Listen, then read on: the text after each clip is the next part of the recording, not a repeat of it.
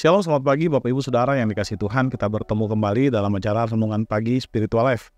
Pagi hari ini kita akan merenungkan firman Tuhan yang terambil dari Kejadian pasal 40 ayat 12 sampai 15. Saya memberi judul renungan firman Tuhan pada pagi hari ini, Opening to Help, membuka diri terhadap pertolongan. Kita akan membaca bagian firman Tuhan ini. Kata Yusuf kepadanya, beginilah arti mimpi itu. Ketiga carang itu berarti 3 hari. Dalam 3 hari, Firaun akan meninggikan engkau dan mengembalikan engkau ke jabatanmu sebelumnya. Dan engkau akan memberikan piala itu ke tangan Firaun seperti semula, ketika engkau masih menjadi juru minumnya. Tetapi ingatlah kepadaku ketika keadaanmu baik kembali.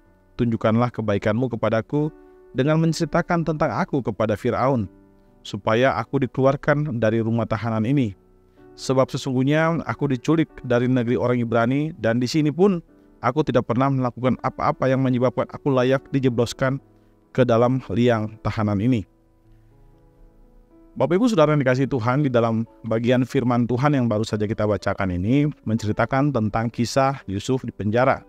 Dijelaskan di sana suatu ketika juru minum raja itu di penjara dan dia bermimpi.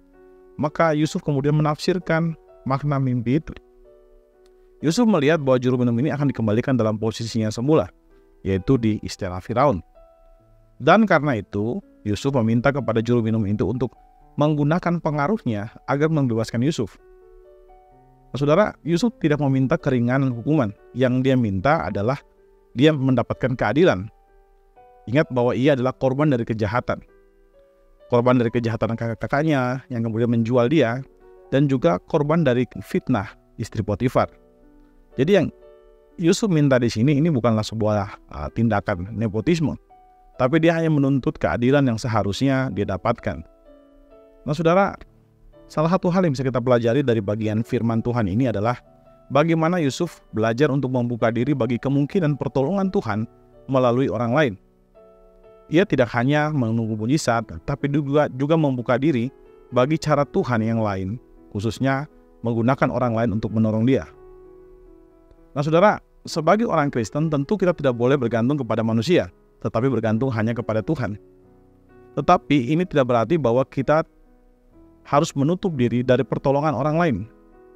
Sebaliknya kita harus membuka diri terhadap pertolongan Tuhan melalui orang lain.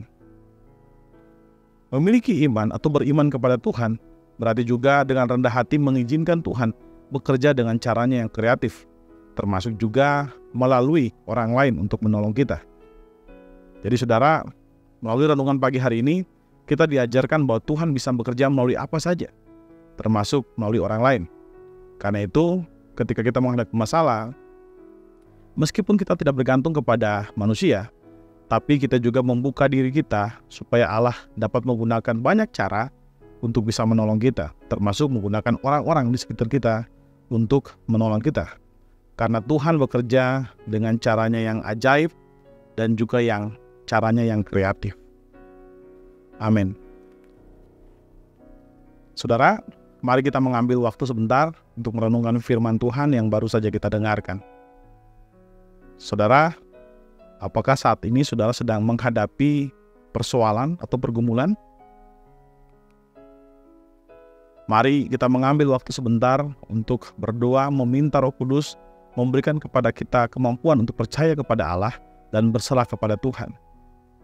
Percaya kepada Tuhan bahwa Tuhan memiliki berbagai cara untuk membantu kita, termasuk juga melalui orang-orang di sekeliling kita.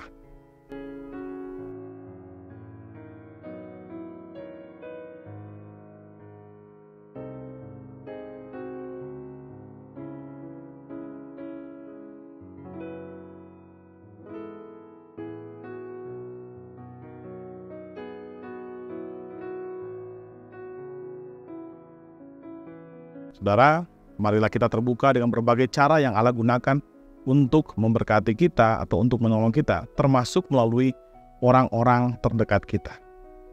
Mari kita tundukkan kepala, kita berdoa.